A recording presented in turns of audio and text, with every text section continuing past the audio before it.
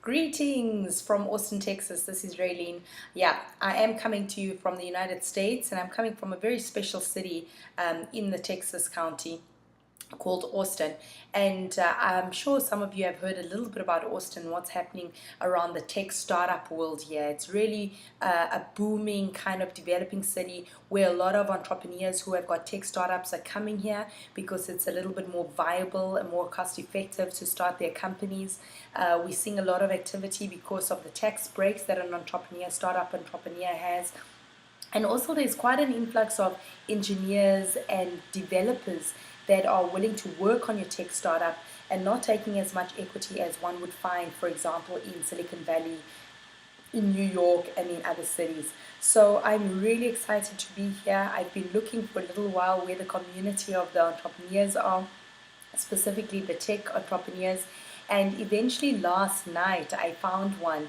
We were out last night and I found a guy who really in an hour or two showed me or told me a little bit about the ropes and where the communities are, where the accelerators are sitting, where the co-working space and where the entrepreneurial hubs are in the city. And it is pretty exciting in the amount of energy and the amount of activity that's happening here in Austin, Texas.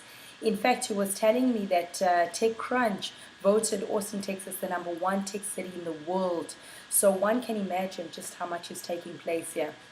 And every time I'm learning something, I just want to take more and more entrepreneurs with me from South Africa and share it as quickly as possible. And so that's the reason for this video. I'm pretty new in the tech startup space, and I thought we could learn together. And as I learn the jargon and the different words and the terms and terminologies, I thought I could share it with you, and perhaps you'll find it useful for your tech startup. So there's 4 concepts that I want to share with you today, really basic ones, but stuff that everybody thinks you know, but you don't always know. So at the moment in the tech world, Eric Rice, in fact, coined this term in his book, The Lean Startup, where he talks about the MVP, which is the minimal viable product. Now, this is the new way, or what we used to call a prototype. Before you have an idea, first you have your idea, of course, and then what you need to be creating is a prototype, but a prototype that doesn't have to be completely perfect. Don't spend time, energy, and finances and resources on perfecting a product without testing it. And this is what is called the MVP. It's a minimal viable product. It kind of just works. It doesn't look as fantastic as you'd like the end product to be, but you are able to take it to market in a viable way that tests and gets you proper validated feedback and learning as quickly as possible, so you can actually improve it in terms of what your customer would actually want it. So that's the first concept, MVP. Make sure you've got an MVP that you can take to market. The second term that we're hearing about is constant testing, or what Eric Rice talks about, innovation accounting. Making sure that you're testing every single node, every single aspect of your product for continuous improvement. You have to build in feedback loops throughout your development process. And it's not just for the developers, but it's for your entire organization. How do you make sure that you're building something that people really want? And when they don't want it, why don't they want it? Do you have validated learning and feedback on why people don't want or wouldn't pay for your product? And this has to do with really getting to the nuts and bolts of understanding your credits and your debits, so to speak. And we call this innovation accounting. And that's really how you innovate your product and make sure that it is cutting edge and exactly what your clients want and are going to pay for. And then the third concept you're hearing a lot about is digital disruption. So it's this concept about not just starting a new company or not just starting a new tech startup. It needs to be disrupting the current status quo. So take an entire industry, and by your innovation or your tech startup, it wipes out that industry. Think about what the iPod did to CDs, for example, or what Spotify is doing to CDs at the moment. It's currently wiping out an entire industry.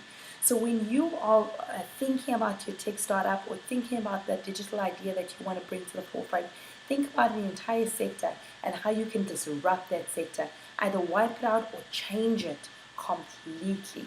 So that's a great challenge, and apparently that is actually the way that every single innovator, every single entrepreneur should be thinking if they are going to be creating an ocean of new opportunities for their tech startups and creating new markets.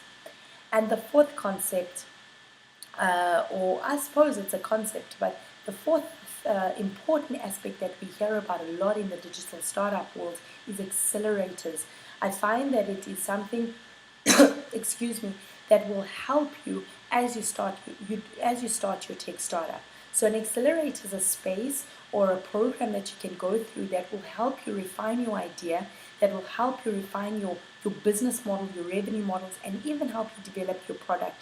At this phase, you usually get a little bit of what we call seed funding, which could be 100,000 Rand, for example, or something just to get you going before you can really start taking it to market in a prototype phase.